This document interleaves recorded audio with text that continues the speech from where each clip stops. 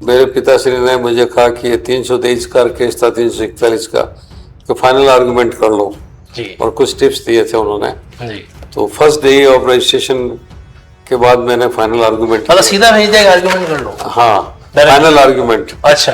और चूंकि वो इतने एक्सपीरियंस और सीनियर थे तो उन्होंने टिप्स दिए मुझे, ये पॉइंट्स है एक्विटल के। जी। तो मैंने वो, उसका इम्पैक्ट क्या होगा पॉइंट्स का मुझे पता नहीं था, लेकिन वो बिल्कुल उन्होंने कहा, मैंने आत्मसात किया, वो आर्गुमेंट किया तो उसमें एक्विटल हो गया। सर वो टिप्स के प्रति मेरी थोड़ी क्यूरियोसिटी जग रही है, क्या मैं जान पाऊंगा वो टिप्स किस तरीके से? एक्विटल में क्या है कि जैसे विटनेसेस और जो कंप्लेनेंट होता है एफआईआर लॉजर जी, उसके बयानों में मेजर कॉन्ट्राडिक्शन क्या क्या है। अगर आप जो है डिफेंस की तरफ से एडवोकेसी या फाइनल आर्गुमेंट कर रहे हैं तो विटनेस के जो स्टेटमेंट है और जो कंप्लेनेंट के स्टेटमेंट है, जहां कहीं भी कॉन्ट्राडिक्शन दिखे उस पॉइंट पे हमें अपना एडवोकेसी का पूरा फोकस कर लेना चाहिए। दूसरा क्या है कि जो स्टेटमेंट्स है विटनेस और इंजर्ड के एफआईआर लॉजर के जी, उसका कॉरोबरेशन मेडिकल रिपोर्ट से होता है या नहीं होता है, डॉक्यूमेंट्री एविडेंस के साथ उनके स्टेटमेंट को कॉरोबोरेट करना। विटनेस एफआईआर लॉजर इंजर्ड कहता है सर में हेड में मुझे फरसे से मारे और वो हाथ पे लगी रहती है चोट। तो जब वो फर्स्ट वर्जन ये लिखे आया है कि हेड इंजरी कॉज की, इन्फ्लिक्ट की, that is contrary to the medical report.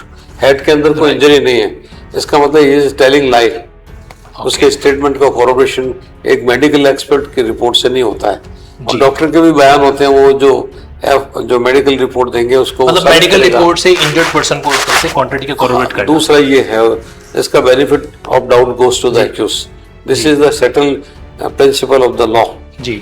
तीसरा ये है कि एफआईआर लॉजर और विटनेसेस के जो पुलिस के स्टेटमेंट होते हैं जी, 161 पहले सीआरपीसी में रिकॉर्ड होते थे, तो उनके बयान जो कोर्ट के अंदर रिकॉर्ड होते हैं और जो प्रीवियस स्टेटमेंट है एट द टाइम ऑफ उसमें क्या वेरिएशन है, उसमें जो वेरिएशन है, कॉन्ट्राडिक्शंस हैं, उस कॉन्ट्राडिक्शन से हिसाब से भी हम एक्विटल के लिए कहते हैं। तो भैया गोल्डन टिप्स नोट कर लीजिए, जो 3 बातें सर ने बताई कि अगर अपन क्रिमिनल एडवोकेसी के अंदर डिफेंस को डील कर रहे हैं तो 3 इंपॉर्टेंट टिप्स फाइनल आर्गुमेंट से पहले।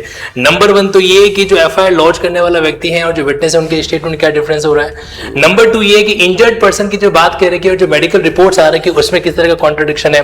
और तीसरा, जो बात पुलिस के सामने की और जो बात कोर्ट के सामने की उसमें किस तरह का वेरिएशन है जो आ रहा है, और कोर्ट के सामने भी जो प्रीवियस स्टेटमेंट है या सब्सिक्वेंट स्टेटमेंट उसमें क्या डिफरेंस है जो आ रहा है। जी जी जी। तो ये करके आप एक्विटल जो है कर सकते हैं। इसके लिए settle principle of law is that benefit of doubt goes to the accused.